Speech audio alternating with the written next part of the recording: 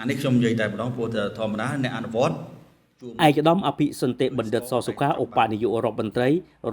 ក្រសួងមហាផ្ទៃបានប្រកាសប្រាប់ទៅដល់សមត្ថកិច្ចក៏ដូចជាមន្ត្រីពាក់ព័ន្ធជាមួយនឹងបទល្មើសគ្រឿងញៀនត្រូវប្រញាប់ដកខ្លួនចេញជាបន្ទាន់ជៀសវាងការវះកាត់សាច់ស្អុយក្រវ៉ាត់ចោលហើយមន្ត្រីអនុវត្តជួរមុខលើបញ្ហាគ្រឿងញៀននេះកុំឃើញស្គរចេះតែចង់បានពេកខ្ញុំជឿជាក់ថាបញ្ហាគ្រឿងញៀននេះបើគ្មានការពាក់ព័ន្ធទៅនឹងផ្ទៃក្នុងទេអ្នកពាក់ព័ន្ធទេបែបគ្រឿងញៀននេះវាមិនសូវធំដល់ប៉ុណ្ណេះទេហើយអានេះខ្ញុំនិយាយតែម្ដងព្រោះតែធម្មតាអ្នកអនុវត្តជួរមុខឃើញស្គរតែតែចង់បានអញ្ចឹងហើយខ្ញុំសូមពីវេទិកានេះពន្លាតនៃការផ្សព្វផ្សាយសូមកុំឲ្យប៉ះពាល់ឬមួយច្រឡោកច្រឡំជាមួយក្រុមនេះព្រោះតែប៉ះពាល់ហើយមិនទាន់បានអ្នកណាឃើញថារ៉ូស៊ីគ្រឿងញៀនបានទទួលបានជោគជ័យក្រៅពីការបដិញ្ញចេញក្របខ័ណ្ឌឬមួយឈានទៅដល់ការជាប់ទោសទណ្ឌទៀតអញ្ចឹងសម្រាប់កិច្ចការនេះខ្ញុំក៏សូមឲ្យមានការយកចិត្តទុកដាក់និងពង្រឹងនិងពន្លាតនៃការស្រាវជ្រាវហើយស្រាវជ្រាវមិនមែនតែត្រឹមស្រាវជ្រាវតែពួកអ្នកជួញដូរទេស្រាវជ្រាវពេលខ្លះពាក់ព័ន្ធទៅនឹងសមត្ថកិច្ចរបស់យើងទៅស្រាវជ្រាវពន្លាតនៃការសមត្ថកិច្ចរបស់យើងដែរ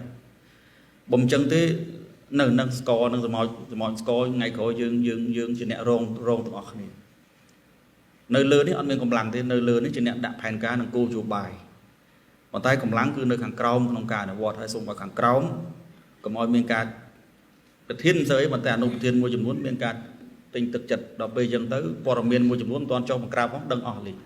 សំណួរសួរថាព័ត៌មានវាមិនដែលបែកបើគ្មានការផ្ដល់ជូនមុនទេចឹងហើយខ្ញុំសូមឲ្យយើងយល់ទាំងអស់គ្នាហើយក៏សូមឲ្យមានការចូលរួមហើយលើកនេះខ្ញុំគិតថាយើងគួរតែដល់វគ្គកាត់សាច់ហើយឆ្លោះកញ្ចក់មួយទឹកស្អីៗហ្នឹងហួសពេលហើយព្រោះម្ដងមកនេះបើមិនចឹងទេអនាគតកូនយើងចៅយើងអ្នកដែលបន្តវេនអនាគតសម្រាប់ប្រទេសជាតិរបស់យើងស្មើនឹងសូន្យងាកទៅប្រើមិនបានព្រោះអាឡ័យញៀនថ្នាំអស់ហើយងាកទៅមិនបានព្រោះអាឡ័យស្វឹងអាឡ័យជក់អាឡ័យនេះអស់ហើយឧទាហរណ៍ចឹងហើយខ្ញុំគិតថាត្រូវចូលរួមទាំងអស់គ្នាកុំគិតថារឿងនេះ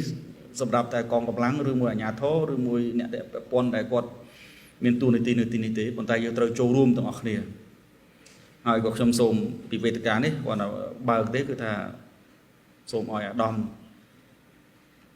ប្រធានពន្ធនាគារទាំងអស់ចូលចិត្តទុកដាក់ទៅលើបញ្ហានេះម្ដងហើយម្ដងទៀតហើយនឹងមានការចុះត្រួតពិនិត្យនៅពេលមុខចាប់ចោលនេះព្រោះឥឡូវយើងត្រូវសម្អាតផ្ទះយើងមុនទៅសម្អាតផ្ទះគេបើមិនចឹងទេចោលមុខដាក់គ្នាចេះទឹកដាក់គ្នាវាអត់ល្អបាទអត់ល្អ